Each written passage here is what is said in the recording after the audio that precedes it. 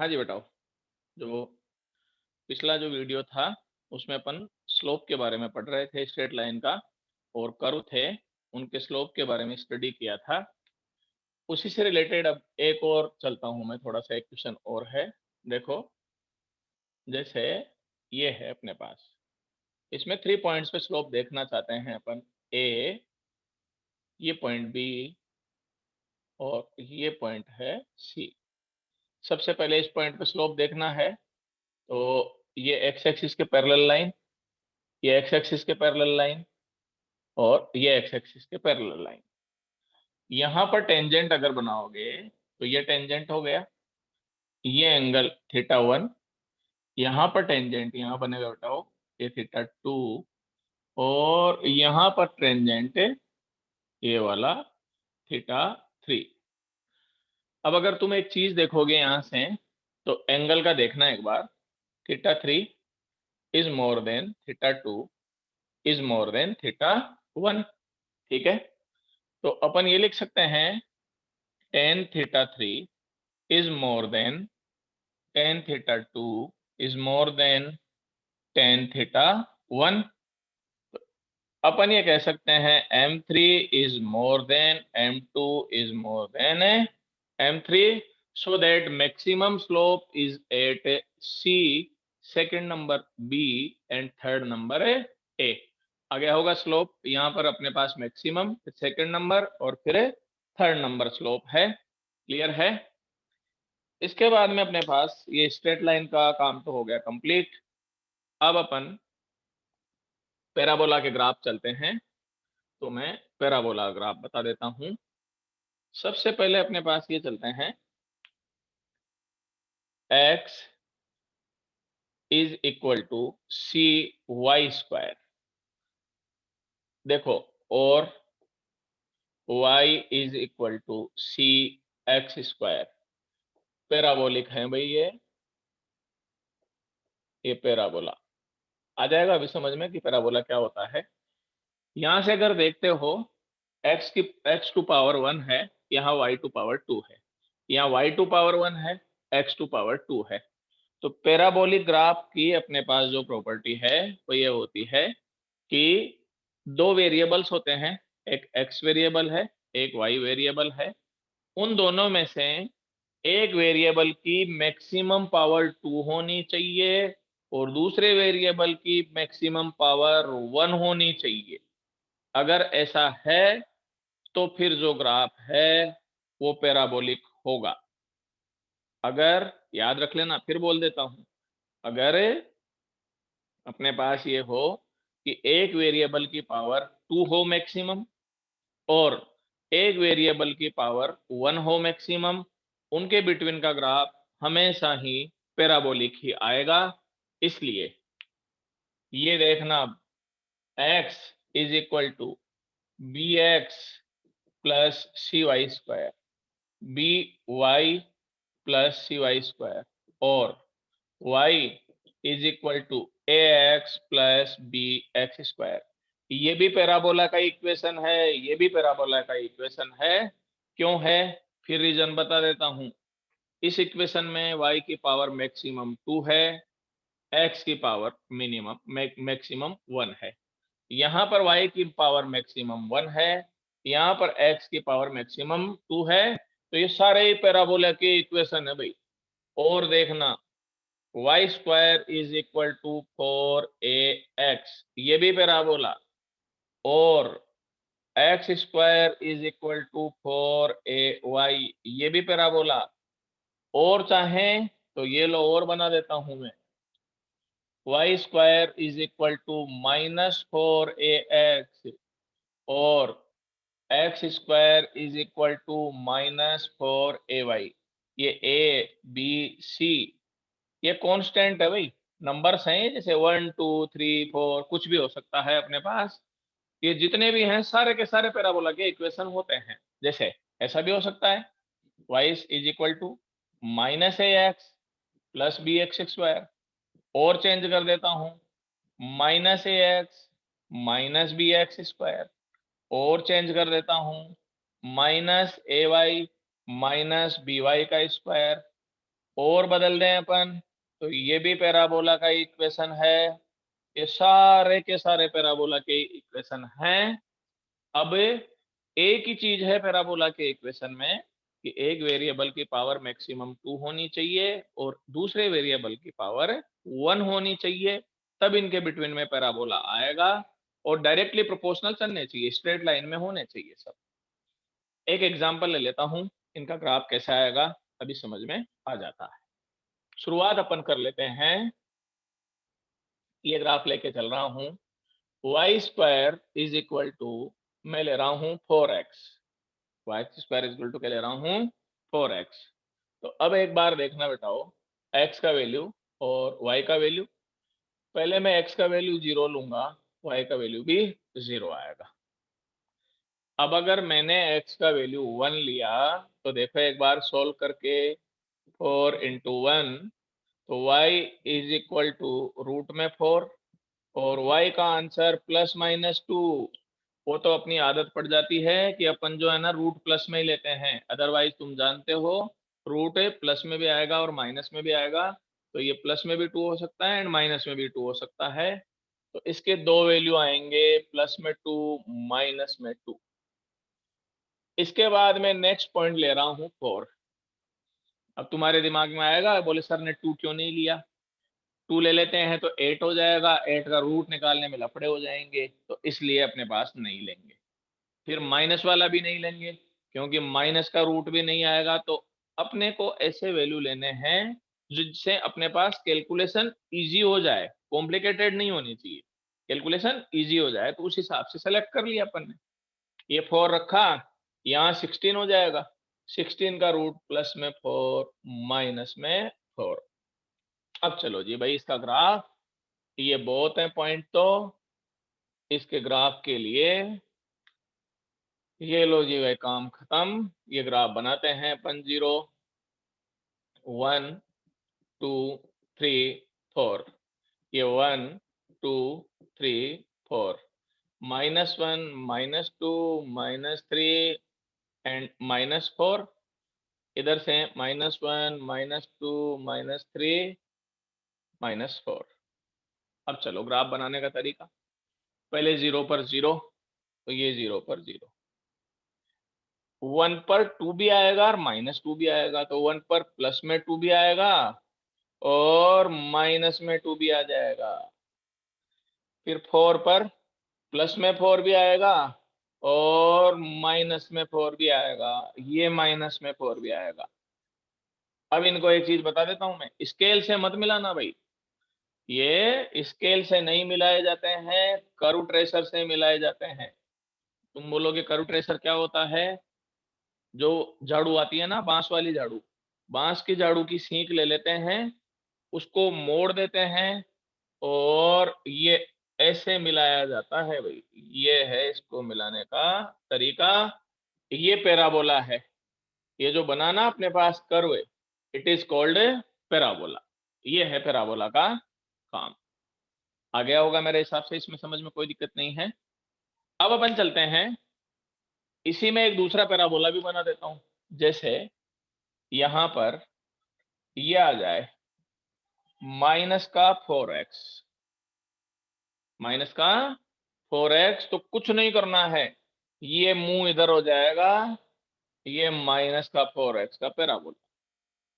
तो ये तो इसका तो इक्वेशन हो गया, Y square is equal to 4x, इसका इक्वेशन हो गया Y square is equal to minus का 4x, देख लो बोले, ठीक है। और चाहें तो इसका इक्वेशन ये भी लिख सकते हैं, x equal to Y square by 4, और इसको ये भी लिखा जा सकता है माइनस में वाई स्क्वायर बाई 4 हो गया। अब ऐसे के ऐसे ही एक पैराबोला और बताता हूं मैं, देखना,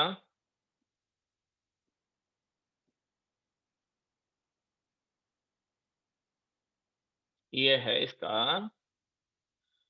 अब वे अगर ये ले लें अपन, x square is equal to 4y, या फिर y is equal to x square by 4, ये ले लें अपन।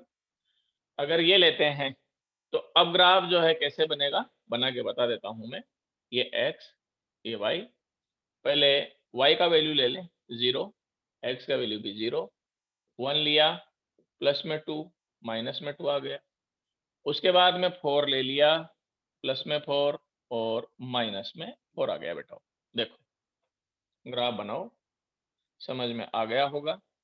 ये 0, 1, 2, 3, 4, -1, -2, -3 एंड -4, 1, 2, 3 एंड 4, -1, -2, -3, -4। सबसे पहले अपन चलें 0 पर 0, ये 0 पर 0, +2 पर 1 एंड -2 पर भी 1, +2 पर 1 एंड -2 पर भी 1, +4 पर -4, +4 पर प्लस में 4, +4 पर प्लस में 4 एंड -4 पर भी 4। ये लो जी भाई, ये पैराबोला आ गया, ये वाला। ये इसका ग्राफ हो गया किसका, y is equal to x² / 4 का ग्राफ। इसका ग्राफ हो गया y is equal to x²/4।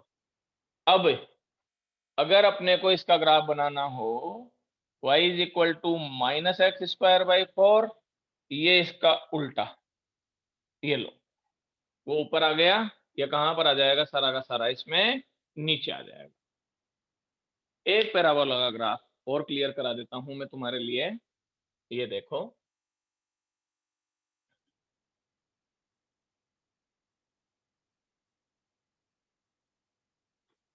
जैसे ये है अपने पास गिवन है x + 3x², ये है अपने को। तो x और y, पहले x का वैल्यू 0, तो ये भी 0 आ गया होगा समझ में। फिर y का वैल्यू, इसका x का वैल्यू जैसे अपन ले लें 1, 1 लिया तो ये 4 हो गया, तो इसका आंसर ये 4 आ गया अपने पास। इसके बाद में अगर -1 ले लेते हो तो कितना आंसर आएगा, अब देखो एक बार। x का वैल्यू -1 लिया या 3, ये 3 -1, ये 2 आ जाएगा। इसके बाद में और चलें अपन कि x का वैल्यू ले लें अपन 2 ले लें, तो एक 4, 13 ये आ गया, ये 2 ले लो। चलो ये 2 लिया तो ये 2 + 12, ये 14 हो गया भाई। ठीक है, बहुत है इतने तो वैल्यू। अब इनका ग्राफ बना के देखते हैं अपन, यहां से आ जाओ। चलो जी भाई, 0, 1, 2, 3, 4, -1, -2, -3। एक्स एक्सिस पे वैल्यू बहुत ज्यादा है ना, तो अपने पास तरीका है, कोई दिक्कत नहीं है, वैल्यू बहुत ज्यादा है तो ये लो, अपन क्या काम करते हैं, ये 2, 4, 6, 8, 10, 12 और ये 14। वाई एक्सिस माइनस का है ही नहीं तो छोड़ो, x 0 पर 0, ये 0 पर 0, y में 1 पर 4, ये 1, इस पर ये 4 हो गया। उसके बाद में -1 पर 2, तो ये -1 पर 2, तो ये यहां पर। उसके बाद में चलें 2 पर 14, तो ये 2 पर 14, ये बहुत स्पीड से इंक्रीज होगा भाई ये ग्राफ है इसका पैराबोला, ये इसका पैराबोला का ग्राफ आ गया। अब जिसके भी तुमको ग्राफ दिए जाएं तुम इजीली बना सकते हो, कुछ नहीं करना है, एक एग्जांपल ले लेना छोटा सा, और एग्जांपल लेके अपने पास उसको सॉर्ट आउट करके उसके ग्राफ ड्रॉ कर सकते हैं भाई।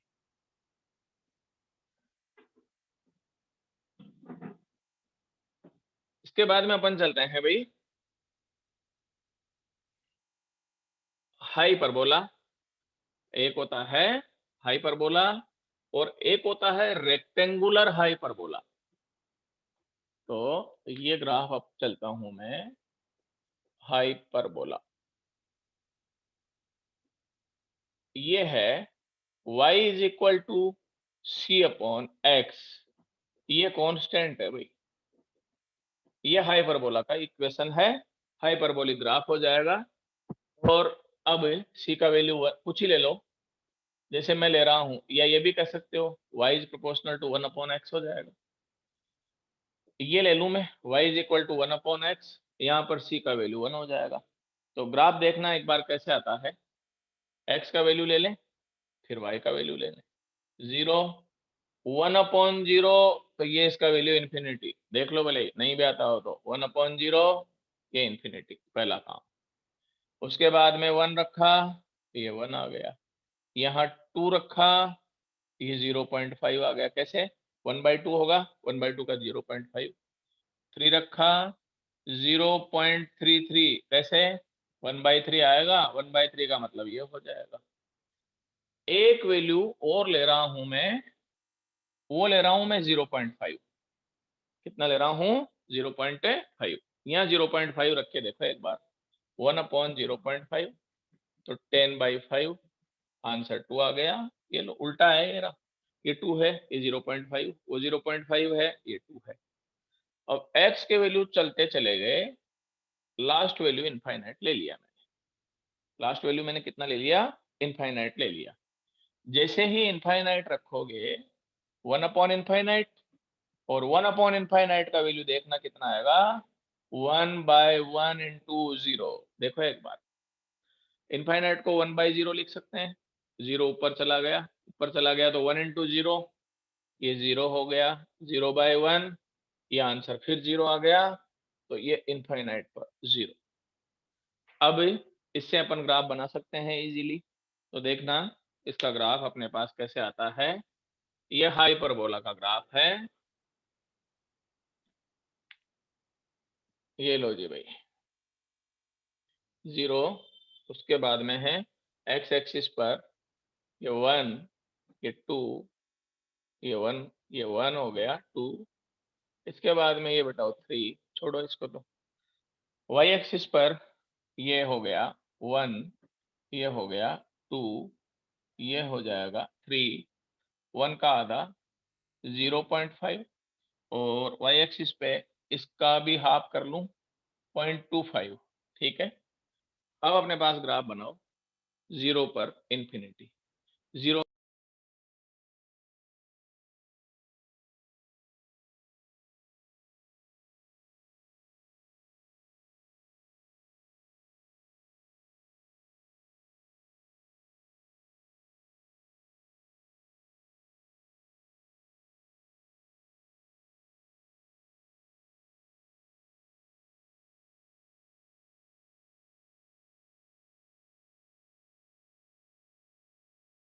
के पास 0.5 पर 2, तो ये 0.5 हो गया, इस पर 2 आ जाओ, तो ये लो जी भाई 2,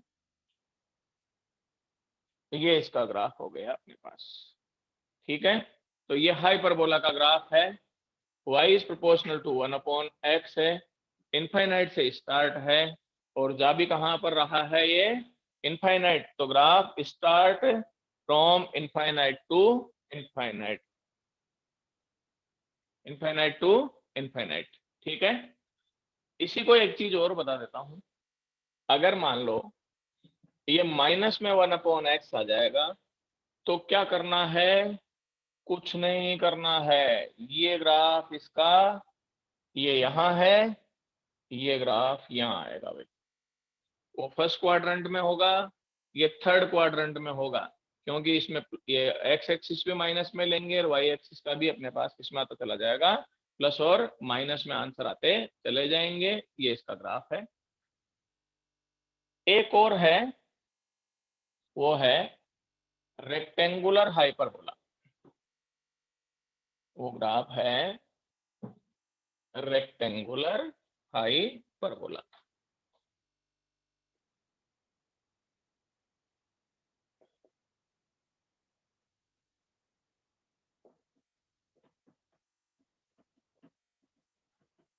ये है भाई y is proportional to 1/x², कुछ नहीं करना है, ग्राफ वैसा का वैसा ही आएगा, थोड़ा सा चेंज होता है भाई, ये जगह है ना, ये ओरिजिन के पास में शिफ्ट होती है। हाइपरबोला तो यूं आया था कि नहीं आया था, रेक्टेंगुलर हाइपरबोला में ये ओरिजिन के पास में शिफ्ट होगा, और ये एंगल अप्रोक्सीमेटली एग्जैक्टली नहीं है, ये एंगल अप्रोक्सीमेटली किसके इक्वल हो जाएगा, 90 के इक्वल। ये रेक्टेंगुलर हाइपरबोला का ग्राफ है। दोनों में डिफरेंस समझ में आ गया होगा। वो ओरिजिन से थोड़ा दूर होगा, ये ओरिजिन के एकदम पास में होगा। दूसरी बात ये और है कि ये यहाँ पर एंगल जो है अप्रोक्सीमेटली 90। उसके बाद में अपन चलते हैं एक्सपोनेंट। देखो, एक्सपोनेंट होता है y is equal to E to power x। E to power x। तुम बोलोगे ये e है क्या? e का वैल्यू है 2.7। e का वैल्यू क्या है, 2.7। ये भी ऑपरेटर है, जैसे होता है ना साइन थीटा, साइन 45। अब कोई पूछे कि भाई साइन क्या है, तो फिर अपन कहेंगे भाई ये तो ऑपरेटर है। ऑपरेटर कैसे है? साइन का नाम लेते ही तुम्हारे दिमाग में ये आ जाएगा कि P अपॉन एच है साइन का नाम लेते ही। ऐसे के ऐसे ही जैसे साइन एक ऑपरेटर है जो ये बताता है कि P upon H find out करना है, वैसे ही y is equal to E to power X. यहाँ पर ई बी जो है वो एक ऑपरेटर है और वो ये बताता है कि अपने को इसका वैल्यू फाइंड आउट करना है। तो चलो x y, x का वैल्यू 0, इसका वैल्यू 1, क्योंकि किसी की पावर भी 0 होती है तो वैल्यू 1 हो जाता है। अब इसका पावर अगर 1 ले लेता हूं तो ये e हो गया, e की पावर 1, ये हो गया 2.7। अगर मैं 2 ले लेता हूं, e की पावर 2, आंसर आएगा 7.29।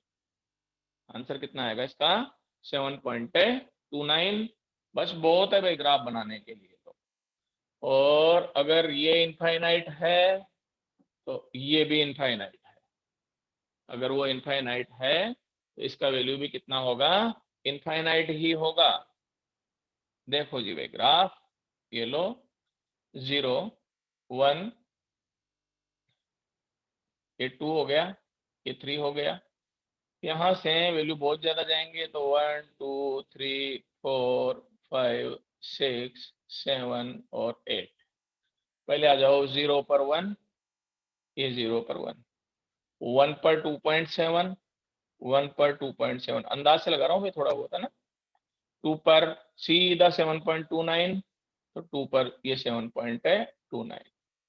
ये ग्राफ भी जो है वही झाड़ू की सीख से ही मिलाए जाते हैं। ये ग्राफ ऊपर चला जाएगा। माइनस में अगर वैल्यू लेते हो तो फिर ये यूं आ जाएगा। माइनस में अगर वैल्यू लेते हो तो ये फिर नीचे की साइड में आ जाता है।